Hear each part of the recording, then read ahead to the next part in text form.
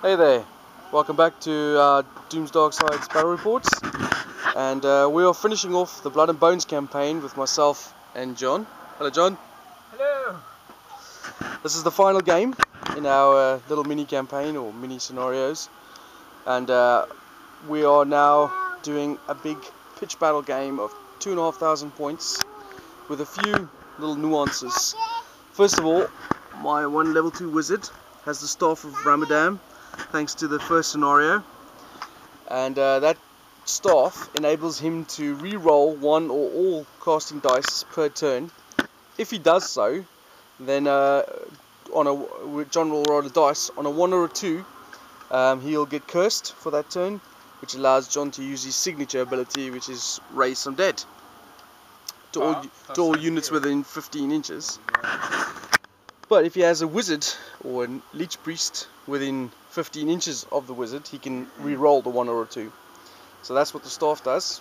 The second game that I won, I managed to get a steam tank, which had 5 engineers. Obviously engineers have 2 wounds each, and for every engineer that was killed in that scenario, my tank loses 2 wounds in this scenario. So I only lost one engineer, so therefore my steam tank only starts this game with 8 wounds, which is not too bad.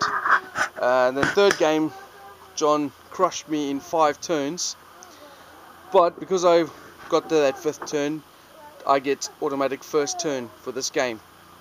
So those are the 3 attributes from the last game, and now we'll go through our armies. Right, my army is led by an Empire General, which you can see there. He has some basic equipment, which I can't remember off the top of my head now. It's my battle standard, and my newly painted Witch Hunter. And I also have the level 2 wizard that I showed you before with the staff, and then I have another level 2 wizard over here, and I have engineer over there. Core units are a big unit of 40 spearmen with 10 archers and 10 halberdiers as a detachment. Inner circle knights, oh yes, and my warrior priest, mounted warrior priest, 6 pistoliers, and 23 spearmen with the wizard. And then my 10 handgunners with 1 marksman with a repeater handgun. And then I have a hellblaster and a cannon, and I have a steam tank. And now we'll let John do his army. It's a little panoramic view of my army. My army is still work in progress, but it's getting there slowly but surely. This campaign was to help us devote some love to our armies, so we can constantly add to them and do some more painting and pasting. I painted up a few characters. Like I said, I got the Witch Hunter done for today, and a few other bits and pieces have been added to it. Let's see what John's got for his army. Okay, so this is the Tomb King's army that Jason will be facing today. The final battle. I've got all sorts of stuff here. 18 Tomb Guard. There's a Tomb Prince in there, and my High Lich Priest. It's only a level 3 though for this one. So that's sort of the elite unit there. I've got a Necro Sphinx, nothing special, no additions. A War Sphinx with Fiery Roar. With the back there, this is a Bone Giant, but it's going to be a Hyrule Titan for today. I've got 5 Horse Archers, although they have spears, so they're javelins. Got the Casket of Souls. This is a scratch built piece, other than obviously the models there and a few additional plastic pieces. The core of it's scratch built. I should have really got that painted by now, but I haven't.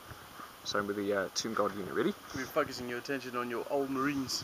Yeah, too much. Core wise, I've got 2 units of 20 skeletons again, as standard, and a big unit of 40 skeleton warriors.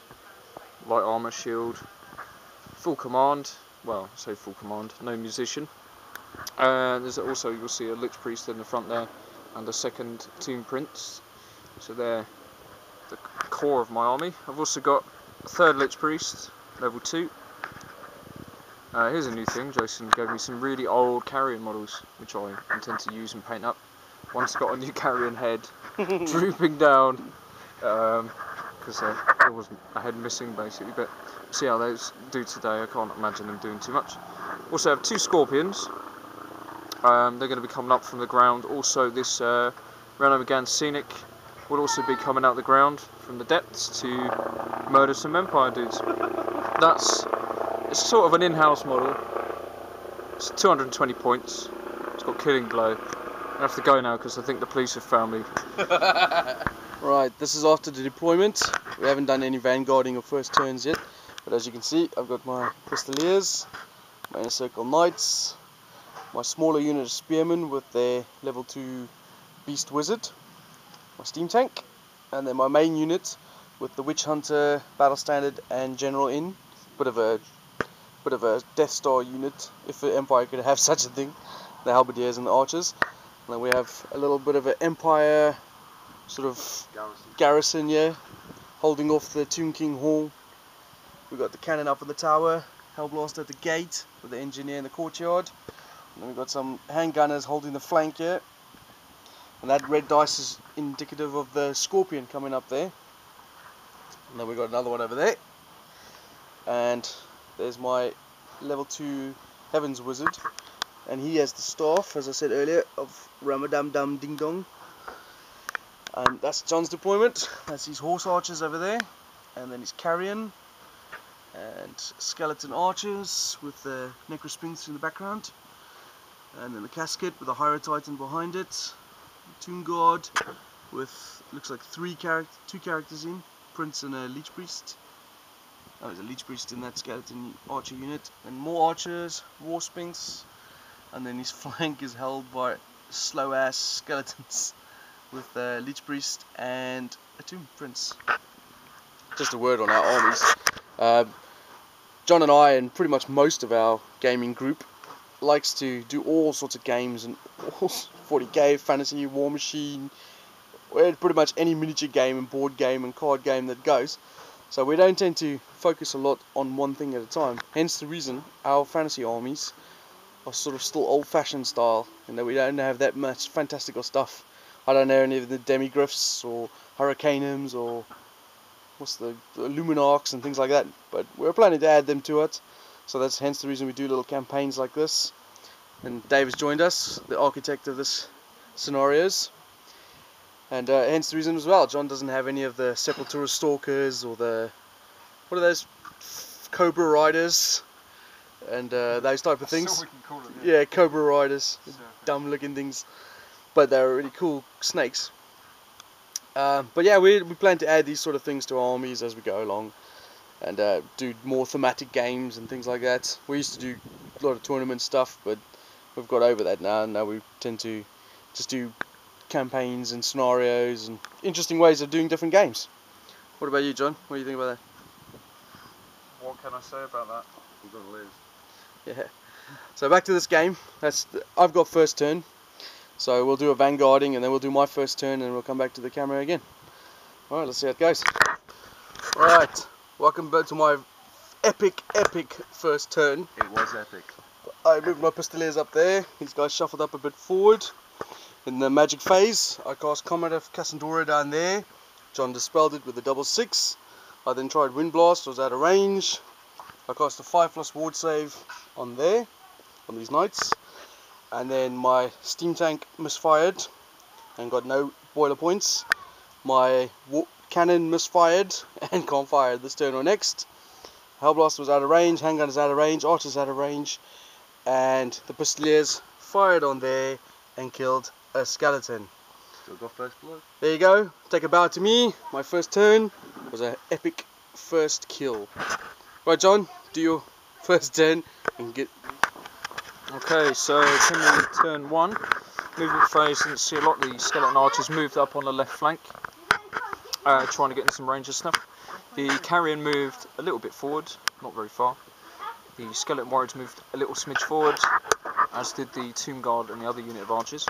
Over here, the main unit of skeletons is manoeuvring round to get on the crest of the hill, and the war sphinx basically swapped positions to counter the Pistoliers that were in that blank space there.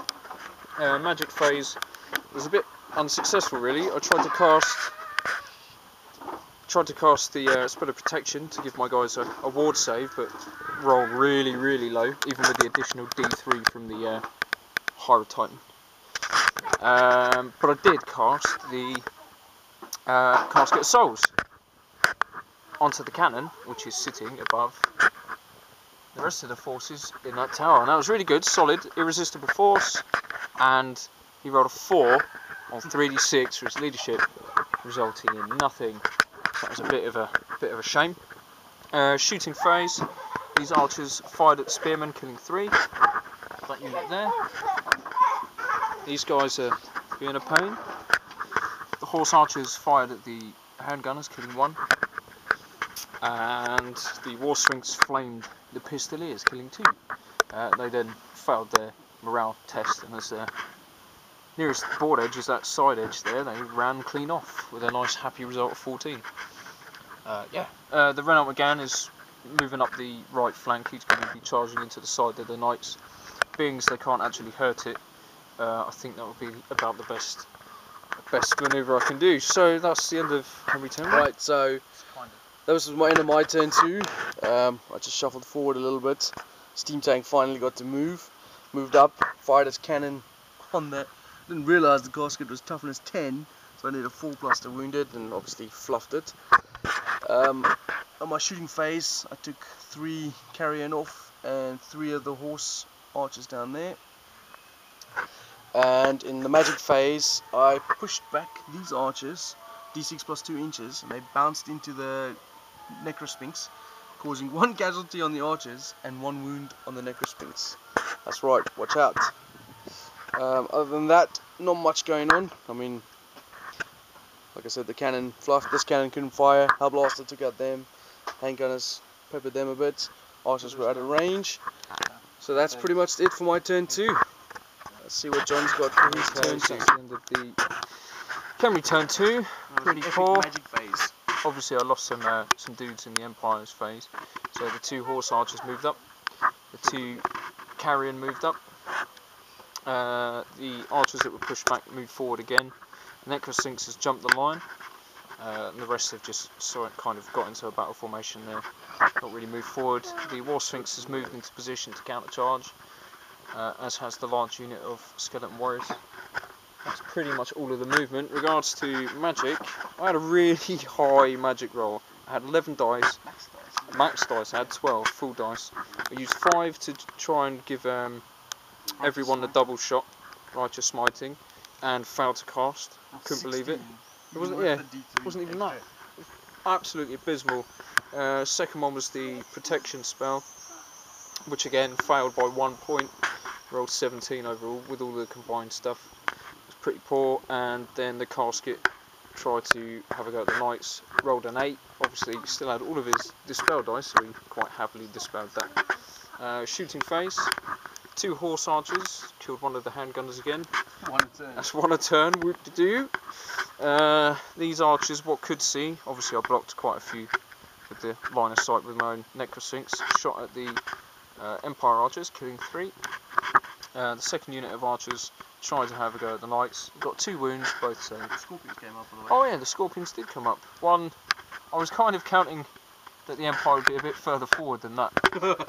So he came up directly in front and didn't scatter.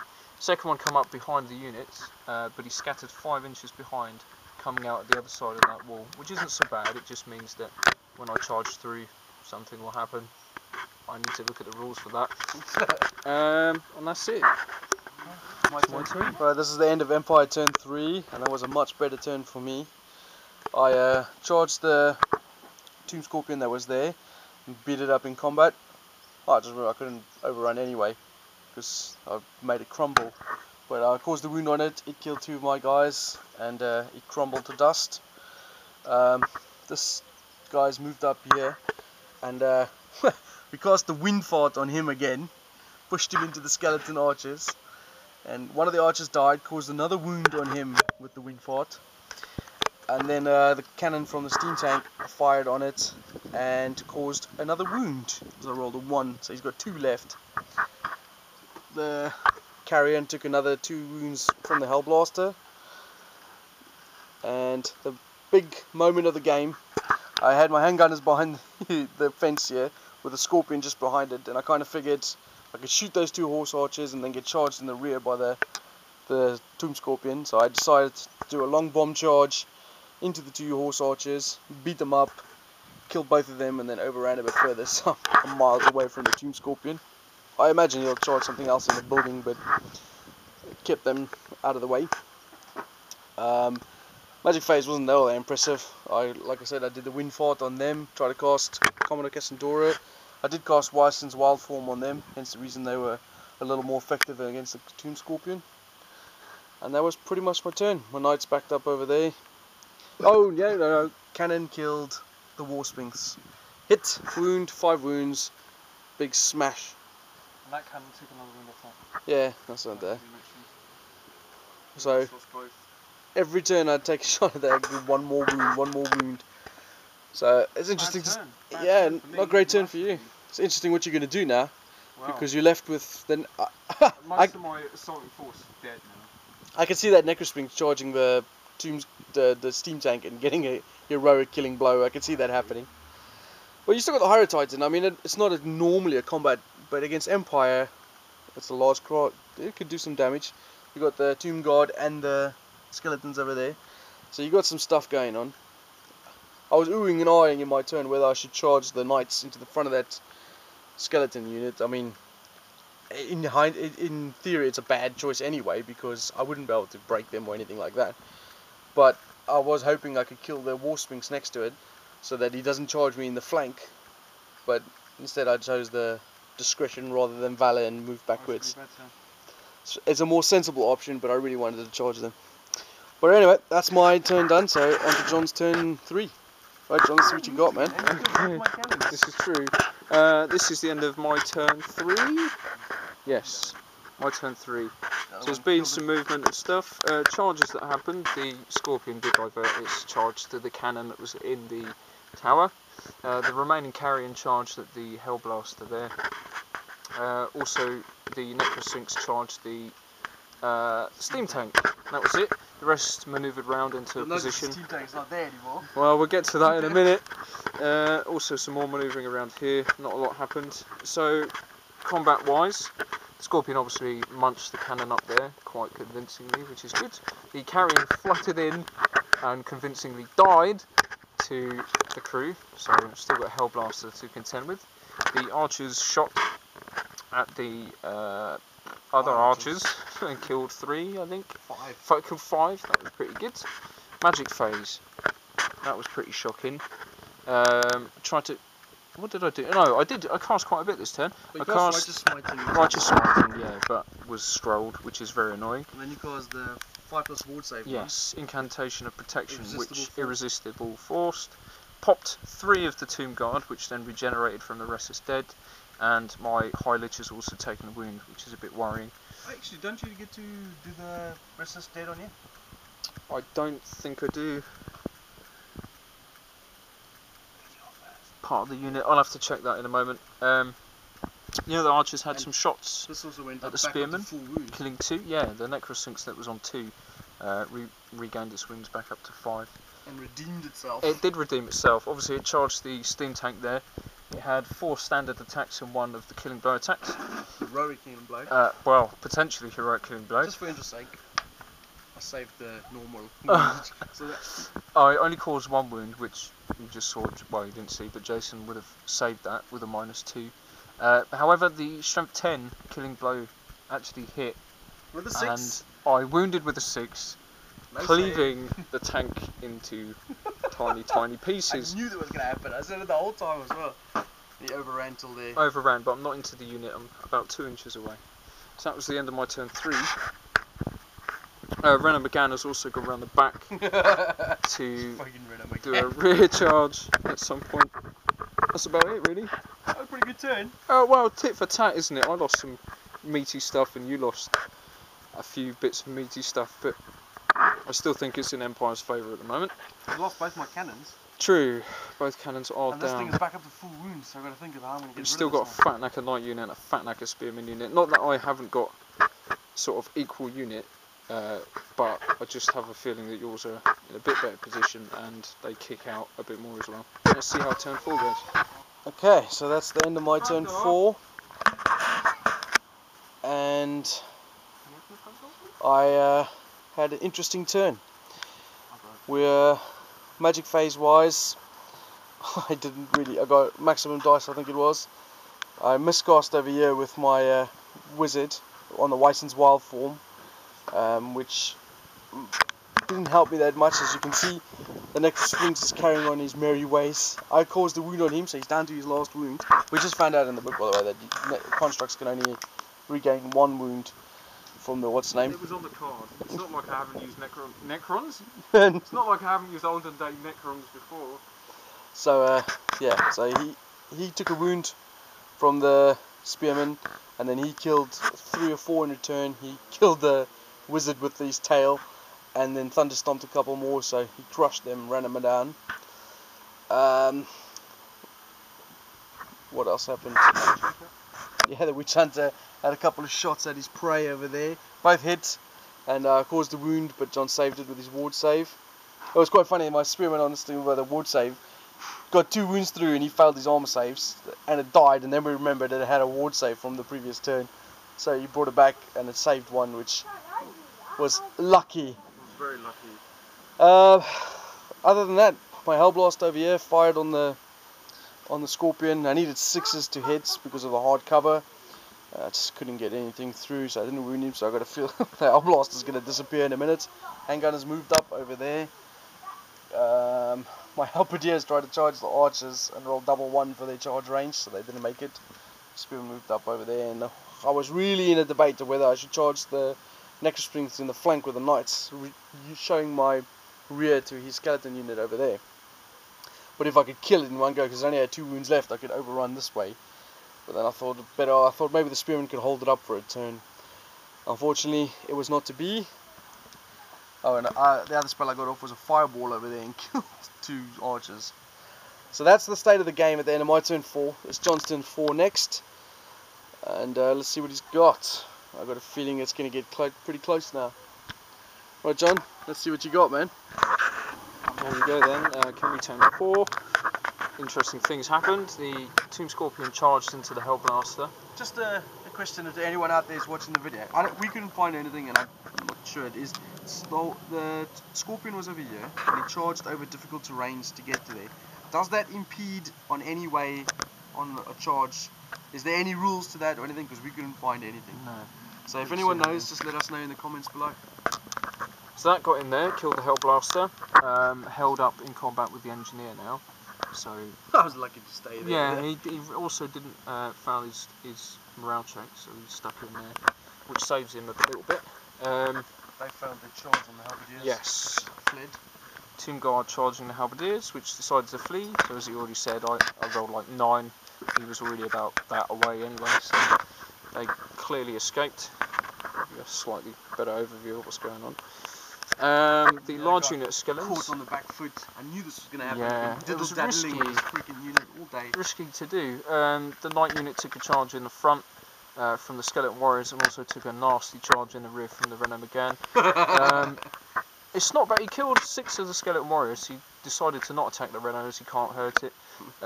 Killed 6 of the skeleton warriors, and in return the Renault Megane mowed down 2 of the knights. And believe it or not, that made it a drawn combat with my ranks and everything else. That's pretty good. What else was there? What actually happened was the Tomb Prince killed 1 and the Skeletons killed 1. It's true, yeah. The Skeletons had a massively good roll. Massively good. The Necrosphinx's aiming to charge. Attacks. Yeah, I didn't really do a lot. Casket Absolutely fluffed with all of the archers' attacks. Didn't really do a lot at all. Casket did ping off and hit the massive unit of spearmen, only killing 2. He rolled 11. Whoop. And that's it really. I don't know, it's still in the balance. It is. Massively in the balance. Right, that's my turn 5, and it's still balls to the wall here. My knights have held another turn. They killed 3 or 4 skeletons. I also cast Soulfire, which put a wound on the Tomb Prince and killed a couple more skeletons. And he killed a knight in return. So it's his turn 5 next. I wonder if this bad boy is going to go in there. My Halberdiers rallied. My Engineer died to the Tomb Scorpion. My bad boys over there, the handgunners, killed 6 or 7 off there. I can't remember how many. And then the last 2 archers pinned 1 as well. I've cast the Commodore Cassandra, which we're going to roll for in a minute to see if it comes down. But we had a combat over here, and it was brutal. I killed 7 Tomb Guard, and John killed 7 Spearmen in return. This turn might actually go better for me, John, because I get an extra rank now, because I charged. So I get extra rank. Oh, but then again, you are still toughness 4. But yeah, so my my guys put the hurt on them, but unfortunately they're still there. A lot of characters in this unit, so it's a very important combat, that. But yeah, so that's pretty much what happened. So This is going to be shit or bust turn. yeah, I think this is a very important turn, and then if this goes my way, hopefully my turn will go well as well. So let's see if that comment comes down. So this is the end of my turn 5. What can I tell you? Lots of stuff happened in this turn. Movement wise, a lot. The Scorpion come out here. The archers moved around here and here. What else? There was a very specific thing that happened. In the previous round of combat, we killed the back rank, which meant my wizard was no longer within 3 inches of a unit. And that unit isn't 5 models strong, so he couldn't claim the lookout, sir. I cast Incantation of Righteous Smiting with this wizard here. It was irresistible, which is cool, and everything got the benefits from it. However, he lost D3 levels, which was all of his levels, so he's now no longer. Sacrifice to make that. Well, yeah, that was well worth it. That turn basically won the game. So he's still in the balance. To be honest, I feel it is tipping in my favour. Anyways, these guys pin cushioned the wizard, the level 3, so he's gone. Was it something like 9 wounds on him? Yeah. What happens to the Comet of Cassandora now that he's dead? In my magic, it still comes. Okay. These guys pin cushioned them. Pin cushioned the halberdiers there, killing 7. Combat was resolved over here with the knights first. The Necrosphinx charged into horribly. The side. It was, yeah, I mean, you caused 2 wounds. Only 2 wounds, and I caused 2 because of the ranks and everything else and the flank. So they fled, and the Necrosphinx run them down. These guys reformed to join this combat. However, this one's quite interesting. This has got my High Lich in it, and there's still a lot of Empire dudes left. The Horror Titan joined the combat, but to no real effect. Well, considering if it wasn't for him, you wouldn't have got a draw because he gave you the charge and 3 kills. 3 kills. Very good point. I'm glad I put him in. They're just kicking out so many attacks, and the amount of characters in there, although they're not heavy hitters, sheer amount alone. He's got the sort of anti-heroes, which is kind of good, considering I've got 2 characters in that front rank. So his captain's getting +2 attacks, +2 strength. Yeah. So that's really making it really good for him. And I'm not. Well, I don't know. How many was it? I got 11 to your 9. Hello. What, on combat res? On combat res. It was 11 all. Oh, well, of course it was. It was 11 all. I won because I'm a musician. That's correct. So I take a wound on various things, which lost me my banner. So Ariga was guard left. I've got 2 archers here, plus my spearman unit, and my handgunners over there. Don't forget the handgunners. And then I've got a fleeing halberdier unit. And John's got his Necrosphinx with 2 wounds left. Half an hour.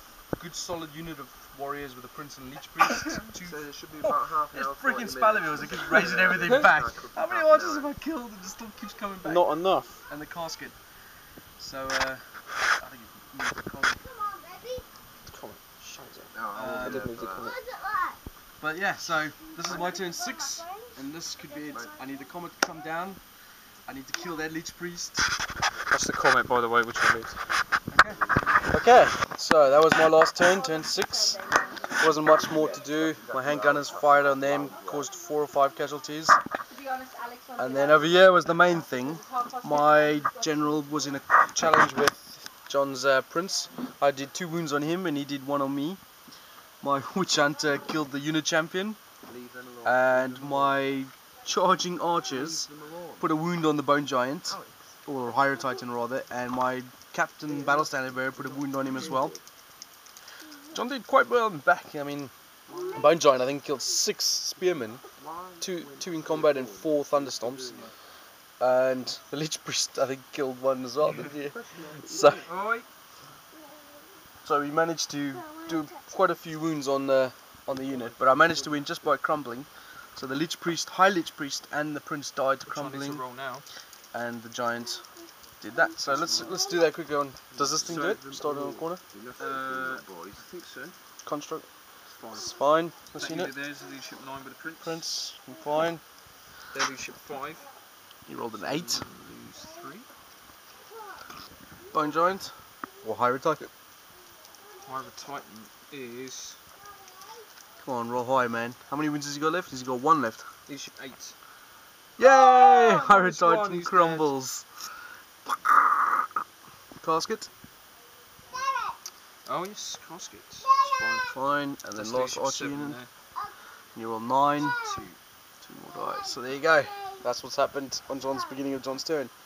Now all I need is that comet to come down and John to fluff the rest of this turn. Quite possible. Alright John, you take your turn and so then the we'll dust finish is off this game. settled. And this is what remains.